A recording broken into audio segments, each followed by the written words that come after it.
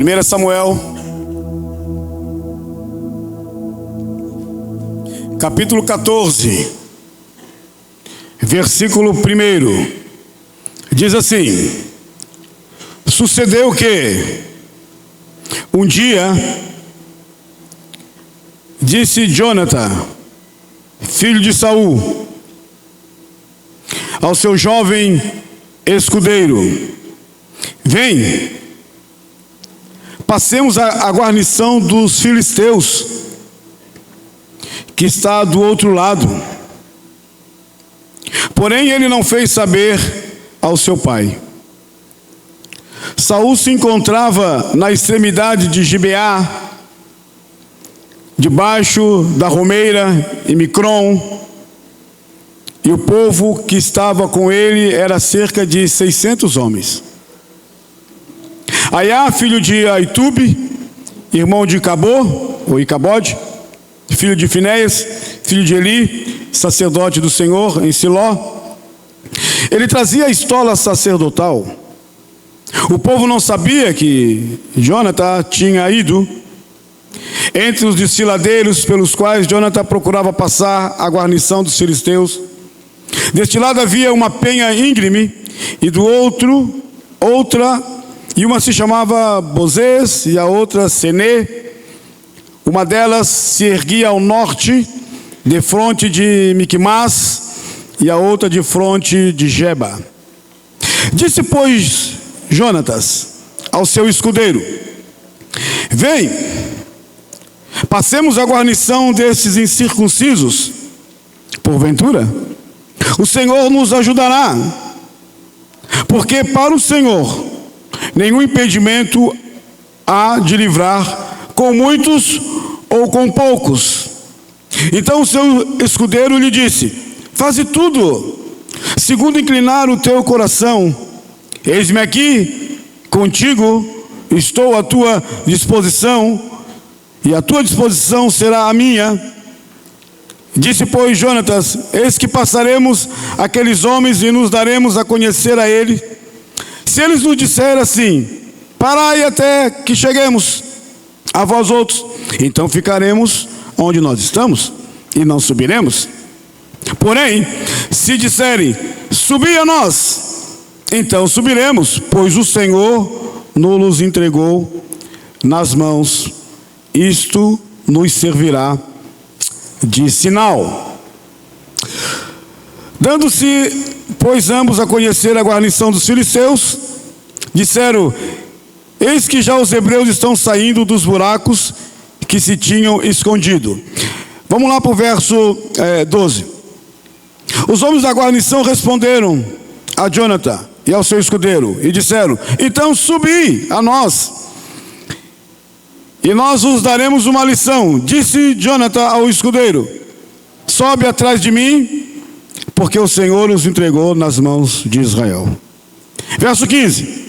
Então houve um grande espanto no arraial, no campo e em todo o povo, também a mesma guarnição, e os saqueadores tremeram, e até a terra se estremeceu, e tudo passou a ser um terror de Deus. Amém e amém. Deixa a sua Bíblia aberta, vamos orar em nome de Jesus. Senhor, nós te louvamos e te agradecemos por essa noite maravilhosa, onde estamos louvando e exaltando o teu nome, e agora queremos ouvir a tua palavra. Queremos pedir que o Senhor ilumine a nossa mente, o nosso coração, para que possamos aprender um pouco mais daquilo que o Senhor tem ministrado ao nosso coração. Assim como a mim, que estarei aqui pregando tua palavra, ser também com essas professoras da escola bíblica, que elas possam ser profundamente usadas por ti, para que o teu nome seja exaltado e glorificado sobre as salas que ali estão das crianças e adolescentes. Nós te louvamos e te agradecemos. É a nossa oração com fé, para a glória de Jesus Cristo. Toda a igreja diga amém, irmãos? Amém. Amém. Pode tomar assento. Entenderam mais ou menos o texto que eu li aí?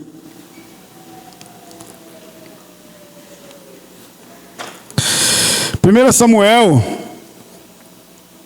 Ele é um livro muito importante no Antigo Testamento. Ele é um livro que conta histórias. E é interessante porque esse capítulo 14 é uma passagem difícil, precisa ser bem analisada, mas ela nos traz grandes lições para a nossa vida pessoal, porque nós estamos aqui, e também para a nossa vida como igreja, como corpo místico de Cristo sobre esta terra na qual nós expressamos a glória de Deus para a nossa geração. O livro de Samuel, ele mostra para nós o primeiro rei de Israel. É interessante quando você faz um tour sobre a vida de Saul, aquele jovem que começou tão bem a vida espiritual dele, ou o reinado dele com Deus. Ele foi escolhido por Deus, ele foi ungido por Deus, ele tinha o Espírito de Deus sobre a vida dele. Ele saiu para procurar os animais perdidos do seu pai, e ele volta como rei de Israel. Interessante isso, né? Mas ele foi um homem que governou, ou que reinou durante 40 anos o povo de Deus. Ele foi o primeiro rei de Israel. Durante 40 anos, bastante tempo. Ele começou com 30 anos de idade, diz a Bíblia, e ele foi, então, governou 40 anos, ou seja, 70 anos, e depois ele morreu no campo de batalha. Então ele foi o primeiro rei de Israel. Ele era da tribo de Benjamim, uma tribo pequena, que é a mesma tribo do apóstolo Paulo, depois no Novo Testamento. Mas o reinado de Saul, que começou muito bem, como muita gente começa muito bem com Deus, começa a caminhar muito bem com Deus, cheio do Espírito e tudo mais, mas depois, ao longo da caminhada, que é o problema. O problema não é só como é que a gente começa a nossa vida cristã, o problema é como é que a gente vai se mantendo na vida cristã. Você pode começar muito bem a vida cristã, mas você, se não vigiar, se não orar, se não ter as disciplinas espirituais, leitura bíblica, oração, comunhão, enfim, tudo isso, você pode se atrapalhar na sua longa caminhada com Deus. E Saul é um exemplo de um homem que começou muito bem. Se você historiar a vida deste jovem que se transformou em rei, neste homem de guerra valoroso, mas que ao longo do caminho dele, ele foi perdendo Deus de vista, ao ponto de ele chegar a estar na mesa da pitonisa de Edom. É terrível isso. Então o reinado de Saul, ele foi um reinado desastroso. Não agradou a Deus. Pode ter agradado os homens. Deus não está preocupado com homens. Deus está preocupado com a vontade soberana, graciosa dele, que eu e você temos que realizar.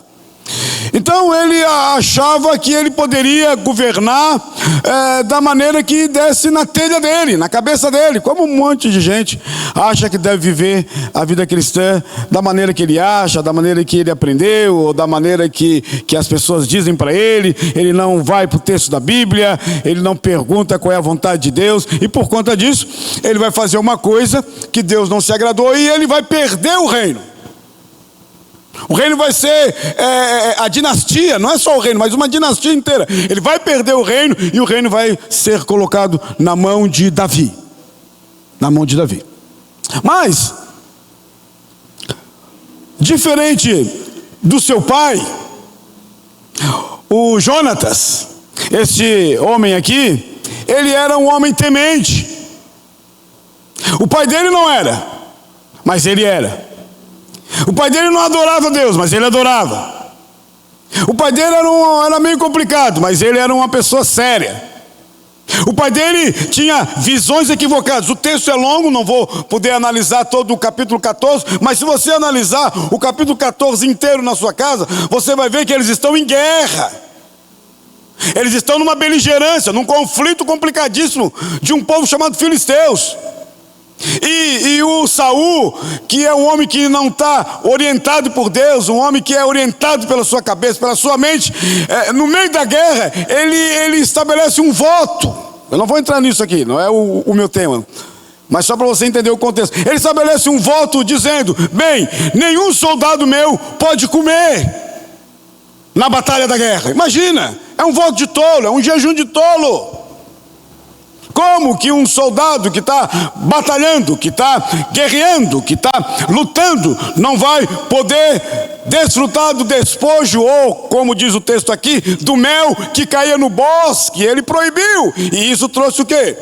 Um problema sério para os soldados. Eles ficaram abatidos, diz o texto. Mas Jonas, ele era diferente. Jonas, ele era um homem que eu e você, mulheres que estão aqui, homem, jovem, adolescente, devemos ser temente a Deus. Era um homem que ele confiava em Deus.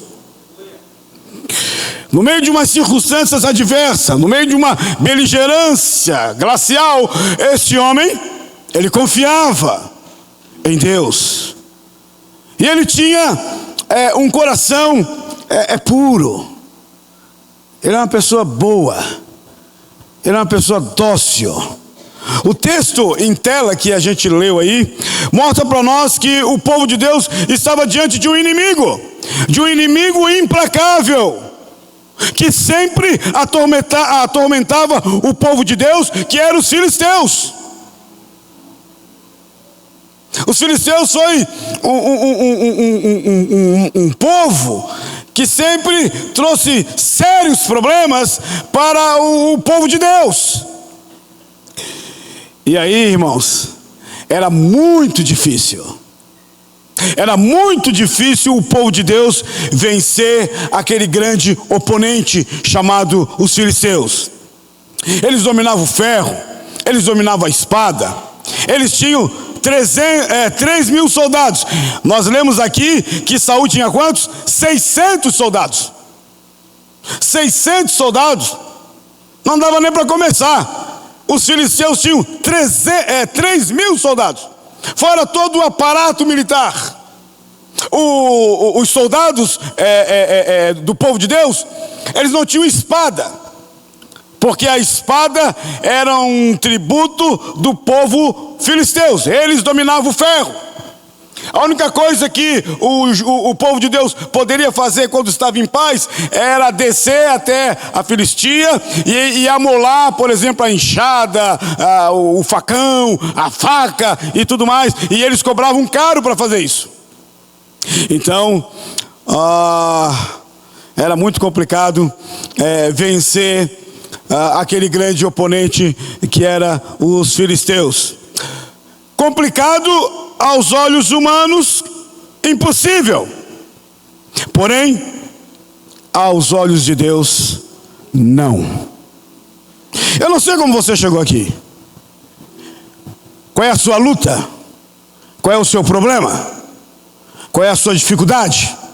Quais são os gigantes que se levantam com toda a armadura contra você que está desprovido de tudo isso? Eu sei de uma coisa, que o Deus que eu e você servimos, o Deus da Bíblia, Ele é o Deus Todo-Poderoso e que não existe impossível para Deus. Não existe. O anjo Gabriel falou isso para Maria.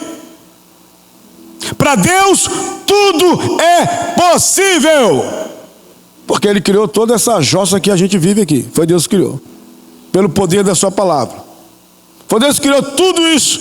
E não só cria, como a sua providência o guarda e o protege. Então nada é impossível para Deus.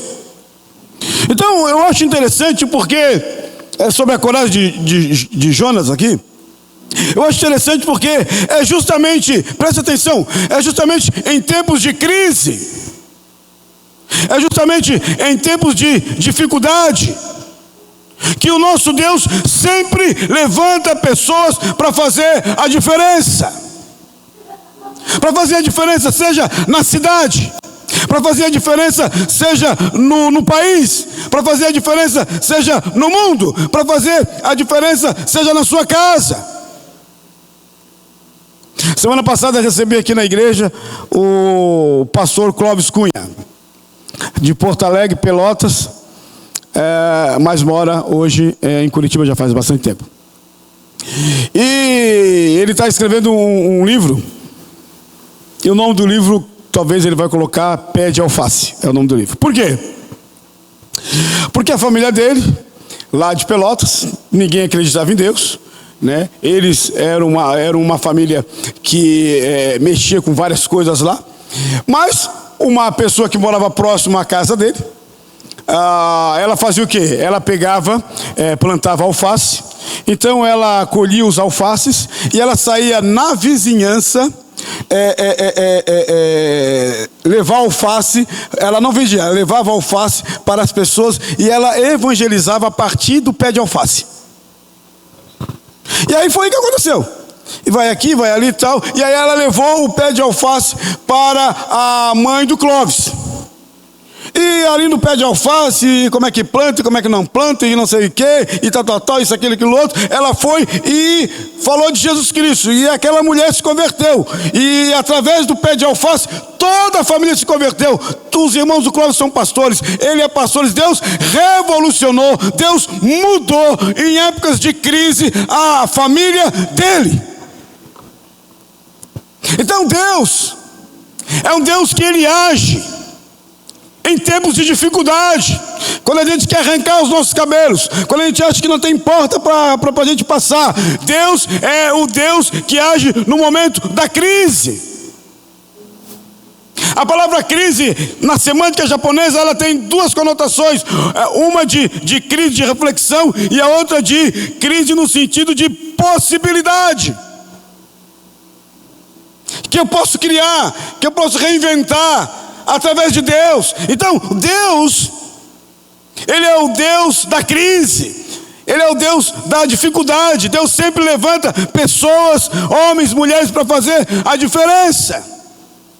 Talvez nessa noite aqui, nesse último dia de agosto, dia 31, amanhã é setembro. Sabia que amanhã é setembro? Quem sabia?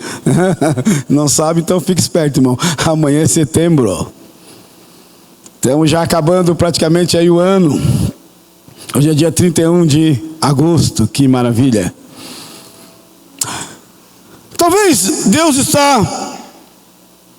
quer levantar você hoje, para você ser uma bênção. Já vou entrar aqui no texto. Para você ser uma bênção lá no lugar onde você está. Lá no meu trabalho. Lá naquela crise toda, existencial, antropológica, lá naquele problema onde as pessoas estão enfiadas. Talvez é lá que Deus quer que você seja luz, seja uma bênção naquele local. Talvez Deus quer que você dê fruto. Preste atenção: dar fruto no lugar aonde você está plantado. Não é o lugar que faz a pessoa, é a pessoa que faz o lugar. Era para você ter dado um glória a Deus. Eu vou repetir aí, você dá. Não é o lugar que faz a pessoa, é a pessoa que faz o lugar. É lá no lugar da tua casa que você tem que transformar o seu lar, que você tem que ser luz naquele local, ou no seu trabalho, ou em qualquer lugar. É ali onde está plantado os seus pés que você tem que dar fruto.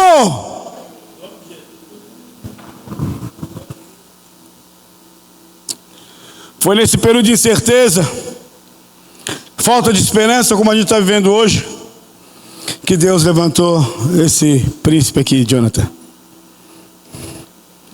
Que Deus levantou ele para dar vitória para o povo de Deus. Eu sempre falo aqui e gosto sempre de falar, porque a gente deve sempre revisitar a história. A gente não chegou aqui por acaso, a gente não é uma folha branca. A gente tem uma história atrás de nós, de muitas pessoas. E uma que eu sempre falo aqui é do John Wesley. O John Wesley foi um homem, ele tinha 1,66 m de altura. Ele foi um homem que, no momento de crise, no momento daquela revolução industrial, no momento de tanta coisa que estava acontecendo na Inglaterra, No momento que o deísmo baixou sobre a Inglaterra, eles não acreditavam mais no Deus presente, mas um Deus que foi embora. No momento onde as pessoas estavam no vício do gin, no momento onde o país estava se envergando nos campos da prostituição, se envergando no campo da indiferença social, de leis injustas, enfim, de tanta coisa no campo social e espiritual, Deus levanta John Wesley. E John Wesley começa a pregar do lombo do seu cavalo. Ele mesmo disse: o mundo é a minha paróquia, a minha igreja. E ele começa a pregar, e ele prega, e ele prega, e ele prega, ele prega mais de 40 mil sermões. É muita coisa. E começa a ver o quê? Começa a ver uma revolução, começa a ver um avivamento espiritual e social, começa a ver o mover de Deus sobre a Inglaterra. As pessoas começam a se converter. No tempo de crise, no tempo de dificuldade, um homem de 1,66 m de altura é a voz de Deus para a nação.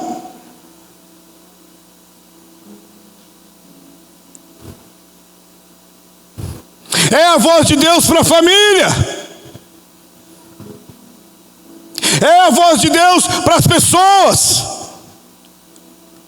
Nas injustiças sociais, daquelas minas de carvão, que as pessoas trabalhavam 12, 15, 16, 17 horas, e não eram só adultos, eram crianças.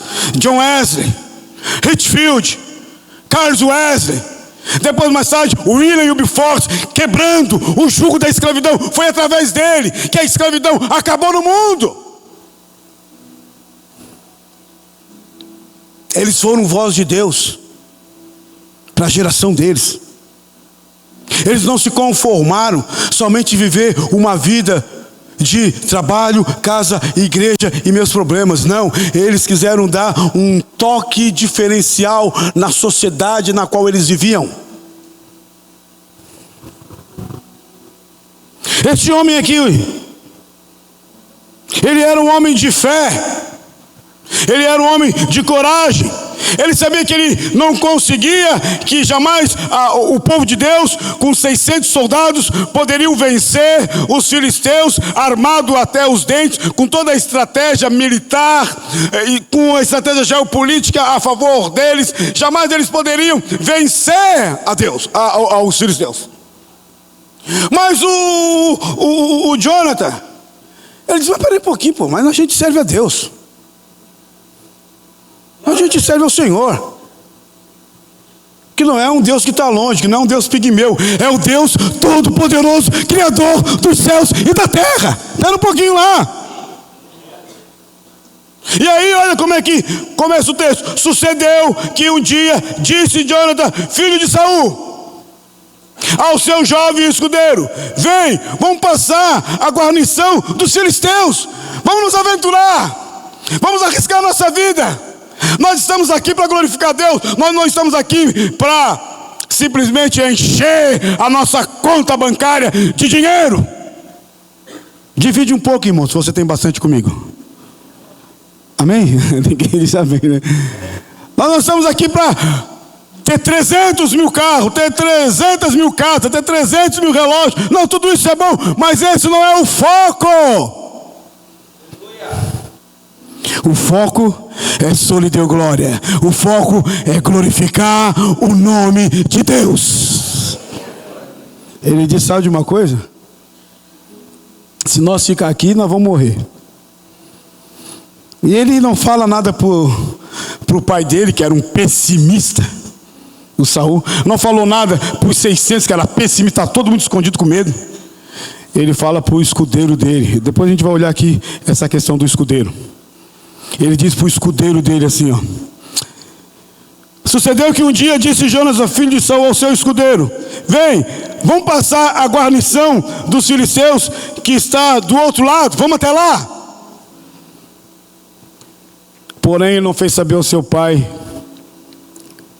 porque o Saul se encontrava na outra extremidade.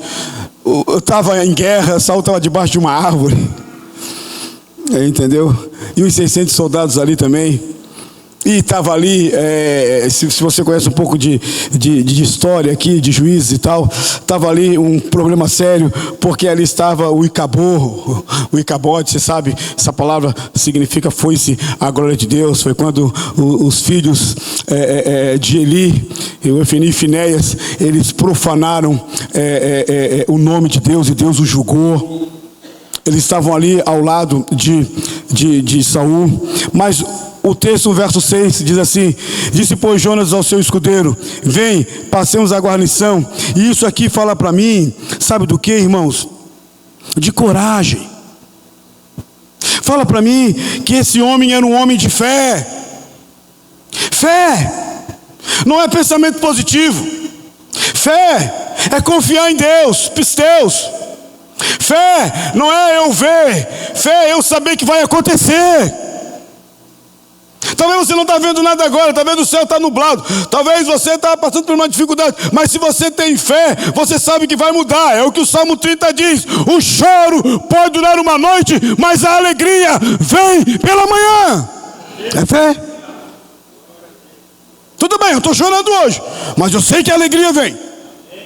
Tudo bem, a porta se fechou, mas eu sei que Deus pode abrir. Isso é fé. Então ele tinha fé, e ele tinha coragem. O que é coragem? Aqui no texto, coragem aqui no texto é confiar plenamente em Deus. Quem confia em Deus, levanta a mão aqui. Fala bem alto: eu confio em Deus. Está muito baixo, vamos de novo. Eu confio em Deus. Foi o que esse homem aqui fez.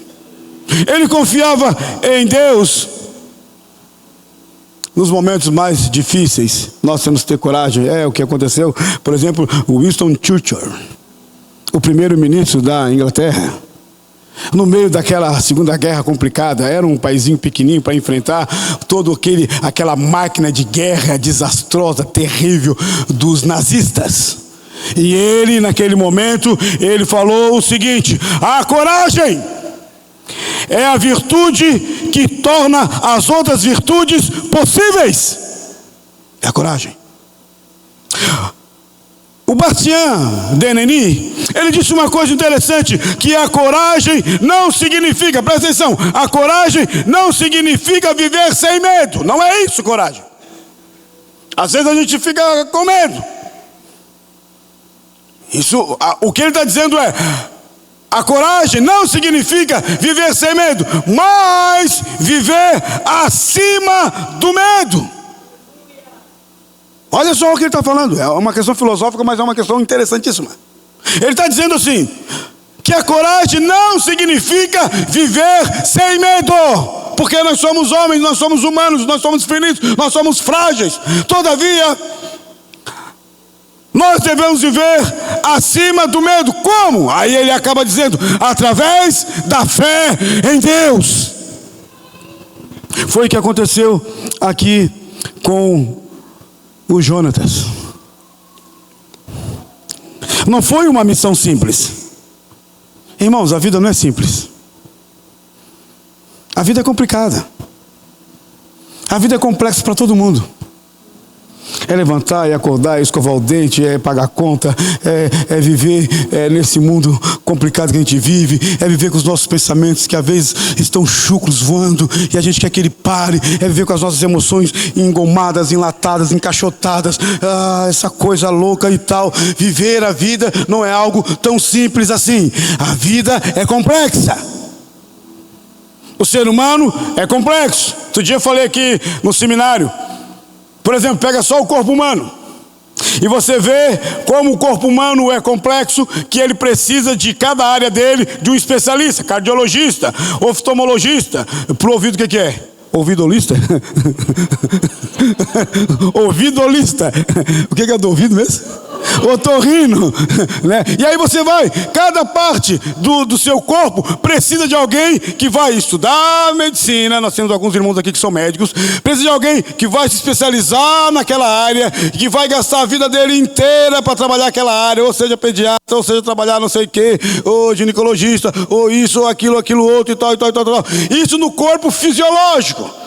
Se for para o corpo intangível, alma, pensamento, tal, aí nós temos até um médico aqui, o doutor Jefferson, psiquiatra, aí nós temos as nossas psicólogas amadas. Parabéns a todas as psicólogas, porque é o dia do psicólogo semana passada. Vamos aplaudir as nossas psicólogas aqui na igreja. Elas são todas aí, ó, receba aí o abraço. E faz a consulta mais barata, tá, irmãos? Para os irmãos que estão aí. A vida, ela não é simples. Mas uma coisa que eu acho interessante deles aqui, e eu acho que esse homem aqui, ele é brasileiro, é que ele tem gana, é que ele ousa em confiar em Deus, ele ousa em confiar no Deus Todo-Poderoso. Isso é uma virtude cristã. Quando a gente não olha só para nós, a gente olha para o eterno Deus e a gente ousa a adorar o Senhor. William Bolt, você conhece a história dele? Há mais de 300 anos atrás, ele já tinha mais ou menos 30 anos, então ele já era uma pessoa que para a época dele já era bem de idade. E ele está passando e vendo aquelas crianças no ópio, aquelas crianças sujas, aquelas crianças abandonadas, aquelas crianças ali pelas praças jogadas. E ele passava e voltava para casa dele, passava e voltava, até que um dia Deus falou para ele: Bolt, você não vai fazer nada?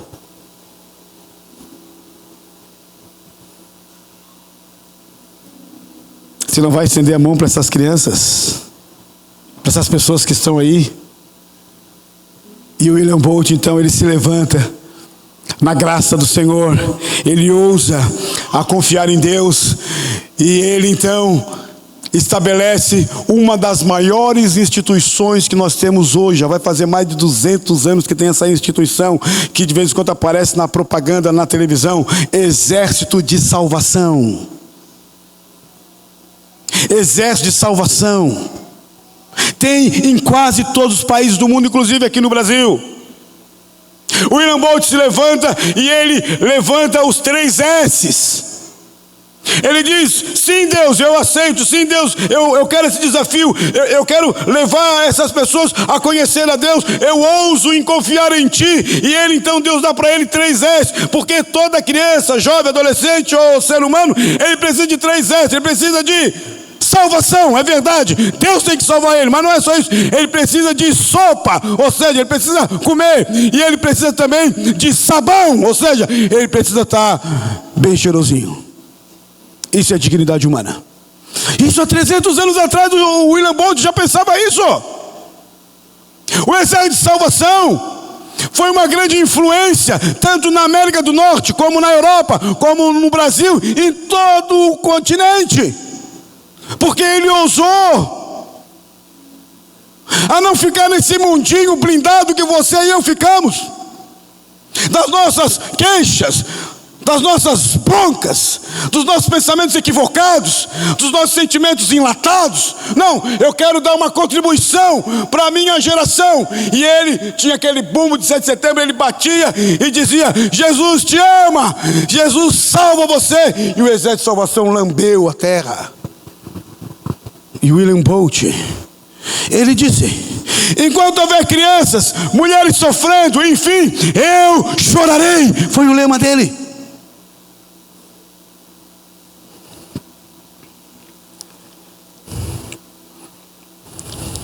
Essa é a diferença de um homem que confia em Deus e de outro que é tragado pelas circunstâncias. O homem que confia em Deus, ele olha para Deus no meio da dor, da crise, da dificuldade. O homem que não confia em Deus, ele olha para as circunstâncias e aí ele se desespera. O apóstolo Pedro teve esse exemplo. Quando Jesus andou sobre as águas, depois eu vou falar aqui um pouquinho, se der tempo.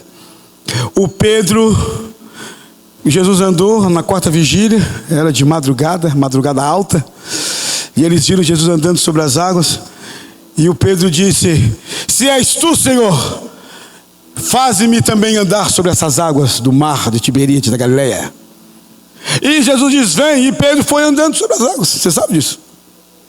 Enquanto Pedro estava olhando para Jesus, o que diz Hebreus capítulo 12, olhando para ele, o consumador, o autor e consumador da nossa vida. Nós temos que olhar para Jesus. Quando Pedro estava olhando para Jesus, e não para homens, e não para circunstâncias, e não para a problemática humana, quando ele estava olhando para Jesus, ele estava andando sobre as águas. Quando ele começou a olhar para as circunstâncias, as ondas encapeladas que estavam no seu entorno, ele perdeu a fé, ele começou a afundar. Jesus teve que arrancar ele de lá, tirar ele e dizer: homem de pouca fé. E às vezes assim somos nós. Se eu e você, eu não estou aqui negando a crise, eu não estou aqui colocando um plástico nos problemas. Não. Eu estou dizendo que tem problema, que tem dificuldade, que tem situações caóticas, mas que eu e você, que somos lavados e remidos pelo sangue de Jesus, nós devemos olhar para Jesus. Olhar para Jesus, irmão. Você que está aqui. Todos nós. O Jonathan, ele confiou em Deus e não foi tragado pelas circunstâncias. Isso é uma coisa interessante. Essa é a diferença, eu chamo aqui, a diferença de um homem que confia em Deus e outro que é tragado pelas circunstâncias. A diferença de um homem e de uma mulher cheio do Espírito Santo e de um homem e de uma mulher que é guiado pela carne e pelo mundo é gritante. É gritante. O texto que eu li aqui, ele é forte e nos coloca lado a lado com esse homem chamado Jonathan. Olha aí no versículo 6 para você acompanhar na sua Bíblia. Disse, pois, Jonathan ao seu escudeiro: vem, passemos a guarnição. Porque eles dividiram toda a estrutura da topografia aonde eles estavam, eles dividiram em guarnições para estrangular, na verdade, o povo de Deus. Então ele disse, pois, Jonas ao seu escudeiro: vem, passamos a guarnição desses incircuncisos, desses que não amam a Deus. Circunciso aqui é aquele que não está na aliança com Deus, daqueles que não amam a Deus. Passamos então a guarnição desses circuncisos. E aí ele fala uma coisa interessante. Nós aprendemos aqui com Jonathan uma coisa interessante aqui, presta atenção aí na sua Bíblia, lê, depois eu vou ponderar aqui um pouquinho. Ele disse: vem, passamos a guarnição desses incircuncisos, desses que não creem em Deus. Porventura, olha só o que ele fala: porventura, o Senhor, está em letra maiúscula, Adonai, Deus, o Senhor, não vai nos ajudar? Porventura Deus não nos ajudará nisto? Olha só a conclusão dele: porque para o Senhor não existe impedimento, porque o Senhor pode livrar com muitos ou com poucos. O que eu aprendo com esse homem? Ele era um guerreiro, ele era um lutador, ele era um príncipe. E é interessante, eu falei para vocês, todo Israel, todo o povo de Deus não tinha espada. Só quem tinha espada está escrito na Bíblia: Jonathan e o Saul. Como é que eles iam lutar com um exército de 3.000 homens, com espada e com tudo, até os dentes? Eles iam ser esmagados, só isso. Como eu e você, se não tivermos o Cristo, se não tivermos a espada do Espírito na nossa vida, nós também seremos esmagados por este mundo, esse rolo compressor chamado sistema mundo, cosmos. Então esse homem aqui, ele nos ensina a confiar em Deus. Olha só o que ele disse: por acaso o Senhor não nos ajudará? Ô irmãos, vamos ser sinceros. Talvez eu sei que você está passando talvez pelo corredor polonês, aquela luta, dificuldade que não dá nem para você passar assim reto pelo corredor. É tanta luta que você tem que passar assim, ó, de ladinho, luta. Talvez você está passando por isso, ou talvez você está vivendo seus melhores momentos com Deus. Mas eu quero perguntar para você aqui: o nosso Deus não é o Deus que nos ajuda? Amém, irmãos? Ele não é o Deus que nos ajuda? Ele é. O Isaías diz: não tem Deus como o nosso Deus, que trabalha em favor daqueles que Ele o ama. Ele é o Deus que nos ajuda. Talvez você diz assim: mas eu estou orando e Deus não me responde. Deus tem 3 maneiras de responder para você: espera, sim ou não, calma. Tudo é no tempo dele. Não é no meu tempo, não é no seu relógio, não é no seu cronos. É no tempo de Deus. E Deus é o Deus que sempre nos ajuda. Foi o que ele falou aqui. O Jonatas falou isso. Ele disse: é difícil, tem muita gente, como é que a gente vai fazer? E ele então diz o seguinte: sabe de uma coisa? Deus, Ele é o Senhor que vai nos ajudar. Ele ajuda. George Miller: 9.000 órfãos é muita gente para sustentar. Lá em Bristol, na Inglaterra também. E um dia falaram para ele: olha, não tem nada para essas crianças comerem. Vamos sair pedindo. Ele falou: não. Foi para o quarto dele, orou.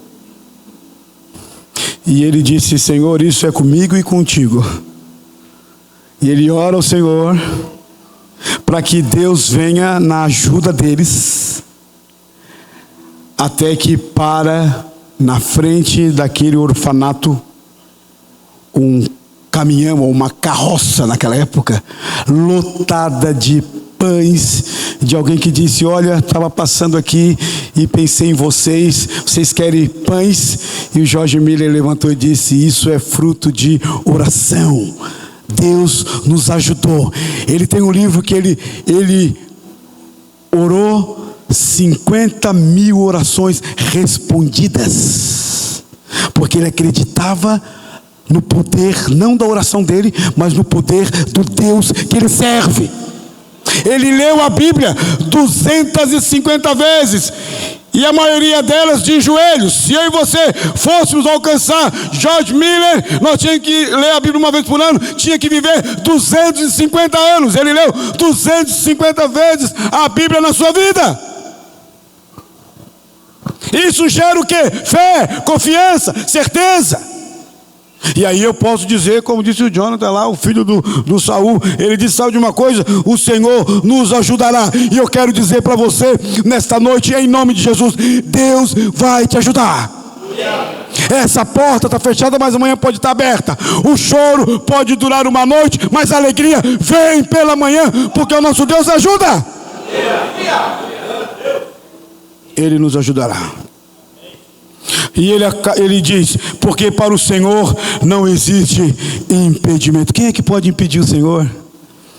O apóstolo Paulo, em forma teológica, ele diz no capítulo 11: ó profundidade das riquezas e do conhecimento de Deus, quem deu a ele para depois receber, porque dele e para ele são todas as coisas. Tudo é para o Senhor. Não existe impedimento. Quando o povo de Deus foi até o Mar Vermelho, o Moisés falou: Senhor, agora complicou para nós. Nós estamos agora num beco sem saída. Algum tempo atrás, já muito tempo, anos, eu preguei sobre o beco sem saída. Como é que a gente faz quando a gente está num beco sem saída? Ele estava num beco sem saída porque na frente o Mar Vermelho, atrás o faraó bufando, vindo pegar eles de volta, porque ele tinha libertado o povo. Depois pensou, mas pera, não vai ter ninguém para trabalhar para a gente. E ele mudou de ideia e foi perseguir o povo de Deus. E aí, na frente o mar, atrás o exército de Faraó, e o povo começou a reclamar, e Moisés consulta Deus, e Moisés disse, Senhor, e agora? E Deus disse, Moisés, o que é que tu tem nas suas mãos? Ele disse, eu tenho uma vara. Uma vara? Pega a tua vara e toca no mar. E o mar se abriu. E eles passaram, foi 1 milhão de pessoas, passaram e chegaram do outro lado. E enquanto o exército de Faraó chegava e estava passando pela metade, Deus fechou o mar. E lá do outro lado, Miriam tocou tamborim. Se você se escandaliza com tamborim, já naquela época, tamborim.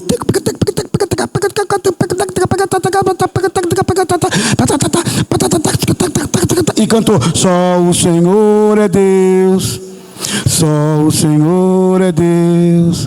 Cantamos com grande alegria, dizendo que só o Senhor é Deus. Aprova o Senhor que Ele é Deus? Só o Senhor é Deus. Ela disse, só o Senhor é Deus. Para Deus não tem impedimento. Fecha a boca do leão, onde Daniel está. Derruba as muralhas de Jericó. Só eles rodeando 7 vezes. Não tem impedimento para Deus, para aquela época e para hoje também, porque o nosso Deus é o mesmo ontem, hoje e sempre será eternamente. Sempre. Então ele disse, só o Senhor vai nos livrar, com muito ou com pouco.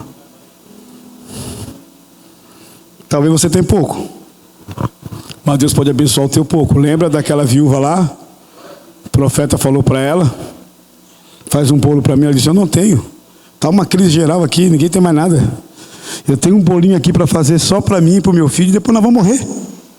E o profeta disse, faz para mim primeiro, eu vou comer e depois Deus vai te abençoar.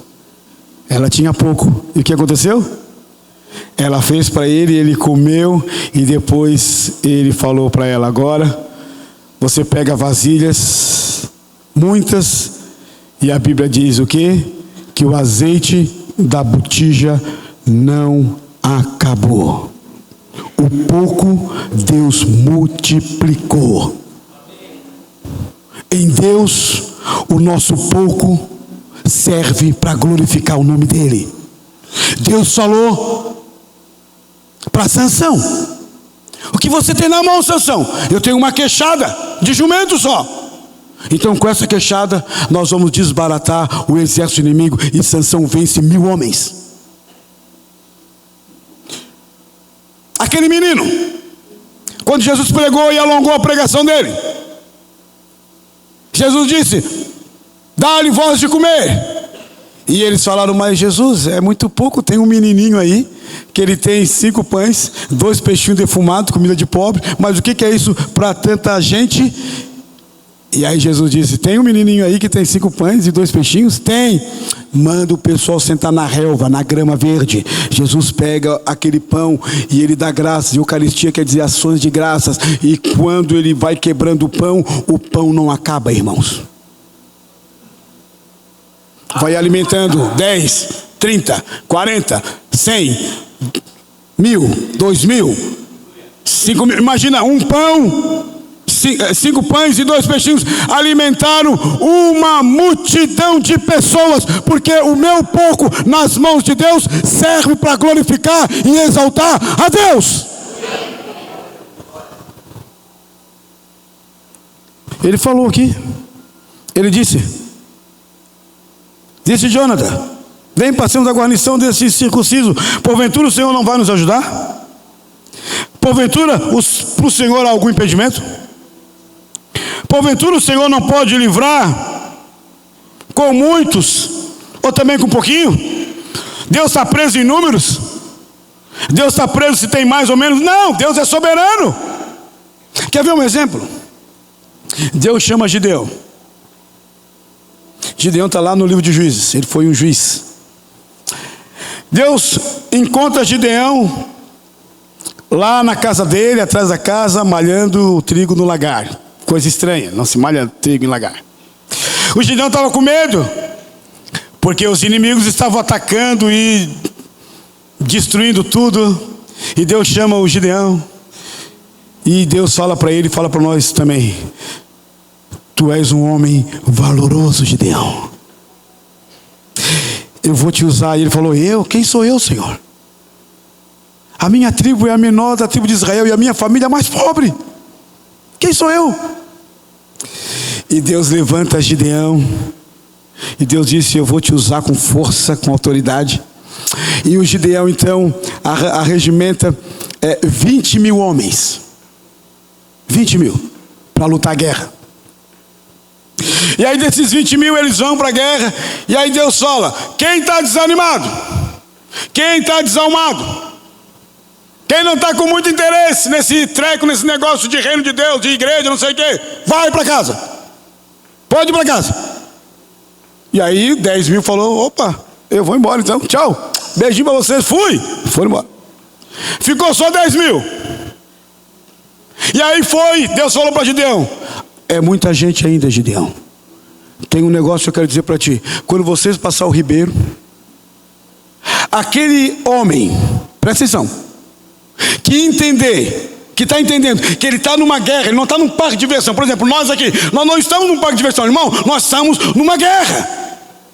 Como disse John Bonham no seu livro, nós estamos numa guerra espiritual.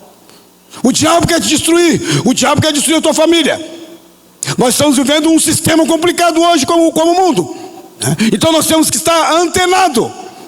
Ele disse: aquele que não entender que está numa guerra, e que na hora que for tomar água descansado, você manda embora. E aquele que entende que está numa guerra, que toma água, como o cão vai tomando água, olha aqui, toma água aqui e tal, esse tu leva para o outro lado. Sabe o que aconteceu? Deus mandou embora 9.700 pessoas. Pode voltar. Ficou só com quantos? 300. Com esses 300, Deus deu vitória para o povo de Deus, porque o nosso Deus, Ele é o Senhor da guerra. Ele é o Deus que luta a tua luta. Ele é o Deus que luta os seus problemas. Não importa o tamanho que Ele é, Deus sempre vai ser maior. Aleluia. Louvado seja o nome do Senhor. Então esse homem aqui, ele conhecia a Deus. Por isso que ele fez isso aqui. Ele conhecia o Senhor. Como é o nosso desejo aqui de culto após culto, de pregação após pregação. Domingo passado eu estava pregando lá em Criciúma, na igreja da Senge, lá do pastor Toninho, que está nos Estados Unidos. Estava falando mais ou menos isso. Que Deus quer gestar em nós homens e mulheres cheios do Espírito, que olham a vida não com a perspectiva deste mundo, mas com uma cosmovisão de Deus. Então esse homem aqui era um homem que conhecia o Deus que ele servia. Esse homem aqui é o Deus que sabia que Deus é gracioso, mas também é poderoso. Esse homem aqui sabia que o nosso Deus, Ele não é um Deus ausente, Ele é um Deus presente. O apóstolo Paulo diz: perto está o Senhor daquele que o temem. Deus está aí perto de você. Acaba o culto, fecha tudo aqui, fecha tudo, acaba aqui, leva tudo, saiu ali, fechou tudo, o primeiro a fechar, o último a desligar a luz ali, que é os nossos amados irmãos diáconos, né? Que às vezes os irmãos ficam aqui até 10 horas, eles ficam no jogo de luz, apaga, né? Para dizer: vão embora, cambada de crente. Só porque quando a gente sai dali, Deus não fica aqui preso. Deus, Ele vai comigo e com você. Porque Jesus Cristo falou uma coisa interessante: eu estarei convosco todos os dias até a consumação do século. Na hora da dor, na hora da alegria, na hora da tristeza, na hora que a porta se fecha, na hora que a porta se abre, em qualquer momento, em qualquer lugar, eu estou contigo. Glória! Aleluia. Então esse era um homem que ele conhecia que esse nosso Deus dá vitória para mim e para você, amados irmãos.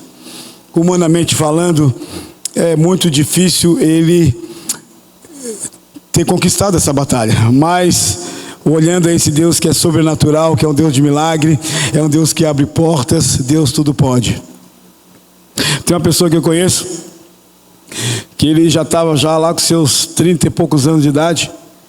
Ele era um cuidador de pessoas mais velhas, e ele não tinha muita perspectiva para o futuro, no sentido da profissão dele.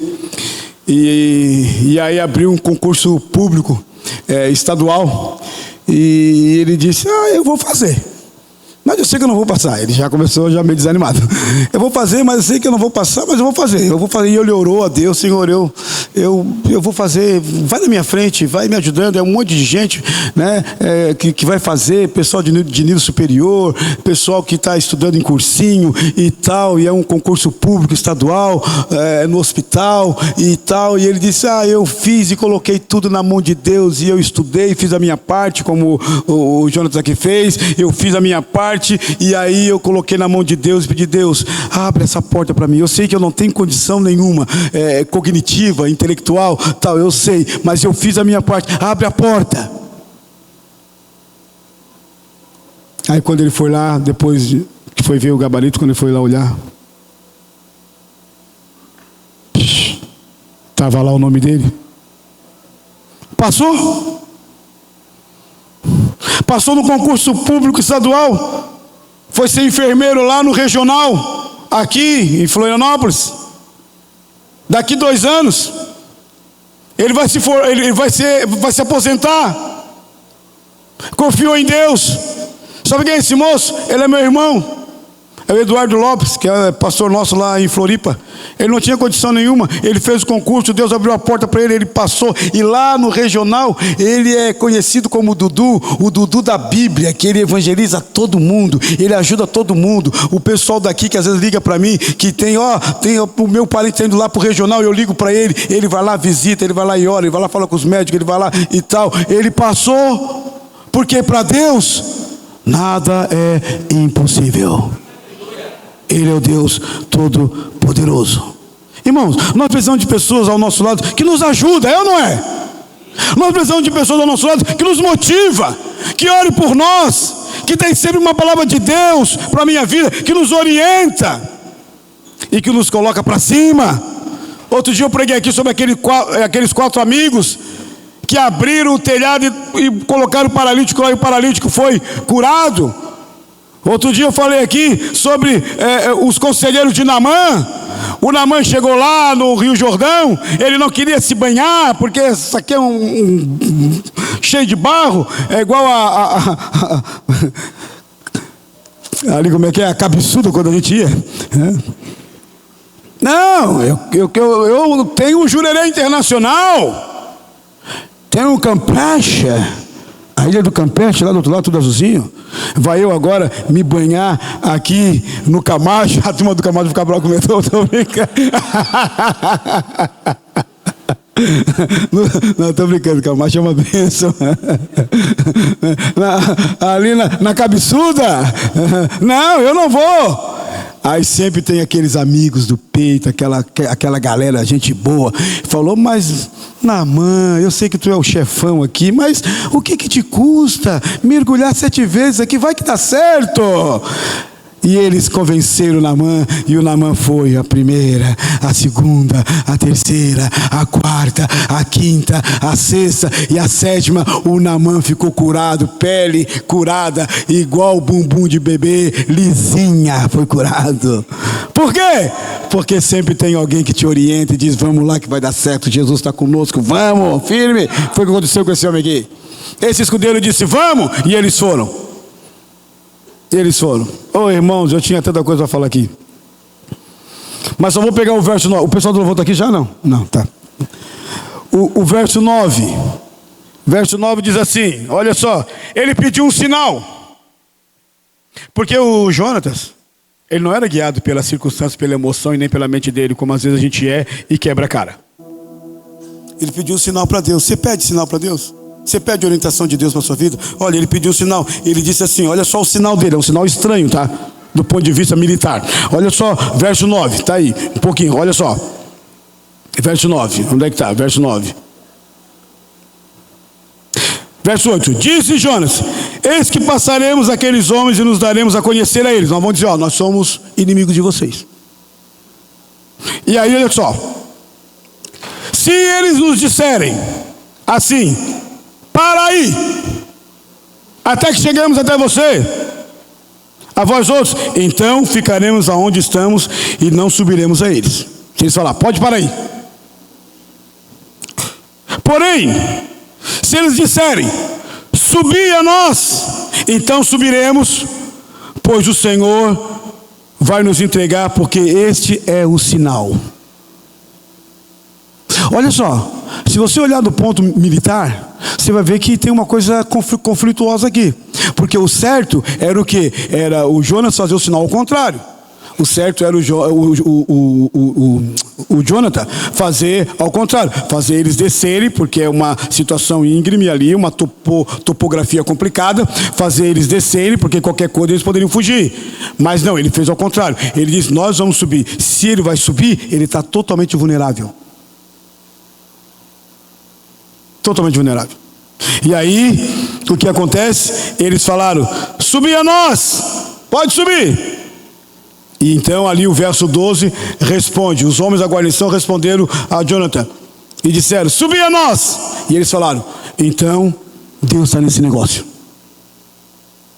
E aí eles subiram e sabe o que aconteceu?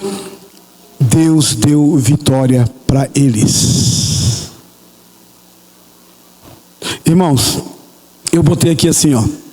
Esse texto nos ensina a todos nós aqui que a nossa vida, igreja, família, negócio, etc., deve ter primeiro a bênção de Deus e o aval de Deus para qualquer coisa. Você está entendendo o que eu estou falando? Para você depois não quebrar a cara? Por quê? Eu coloquei aqui, porque tem muita gente quebrando a cara, dando com os burros na água. Por quê? Porque não são guiados por Deus, porque não pedem conselhos a Deus, porque são guiados pela emoção e não pelo Espírito Santo de Deus. Então eles pediram um sinal.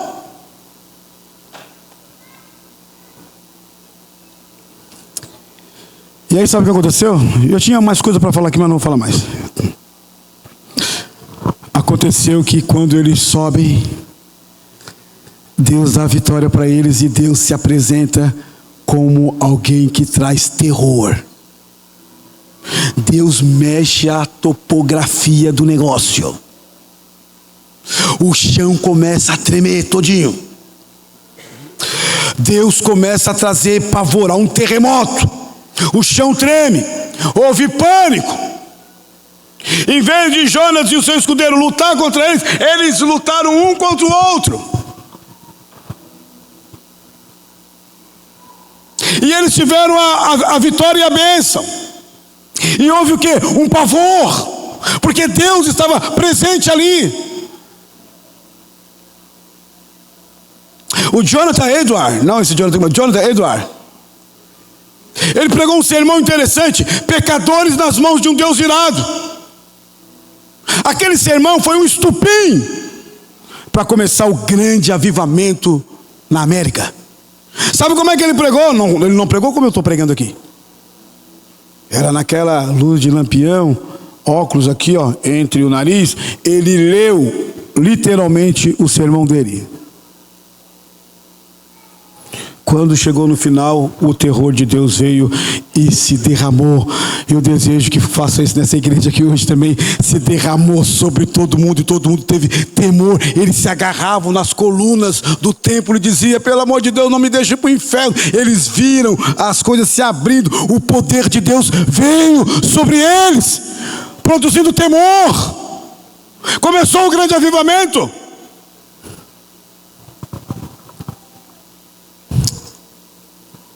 Como Jonathan, galera do louvor, pode entrar. Como Jonathan, nós podemos confiar em Deus. Como Jonathan, nós devemos compreender que Deus é bom. Como Jonathan, Nós devemos saber que Deus é gracioso e cheio de amor. Como Jonathan, nós não devemos ser guiados pelas circunstâncias, mas nós devemos ser guiados por Deus. Por Deus. E aí, nós vamos vencer os nossos inimigos em Deus. Amém, irmãos? Você é um Jonathan? Tem batalhas aí, tem lutas que se levantam contra mim e contra você. O que nós vamos fazer? Vamos ficar parados igual o Saul que ficou debaixo lá da árvore? Dizendo, não tem jeito, 600 para 3.000, ou vamos ser como Jonatas, que disse, você topa? O escudeiro dele, topa. Vamos lá? Vamos. E foram. E a Bíblia diz que Deus deu vitória para o povo dele através de 2 pessoas. Como disse John Wesley, me dê somente 4 pessoas que amam a Deus, que não tem medo de nada, que temem ao Senhor, e nós vamos mudar o mundo. Deus não está só em busca de uma multidão. Deus está em busca de um homem e de uma mulher que se coloca à disposição dele para glorificar e exaltar o nome dele, seja na sua casa, no seu trabalho, na sociedade, em qualquer lugar, cheio do Espírito Santo, sem negociar princípio. É disso que Deus quer e que nós precisamos.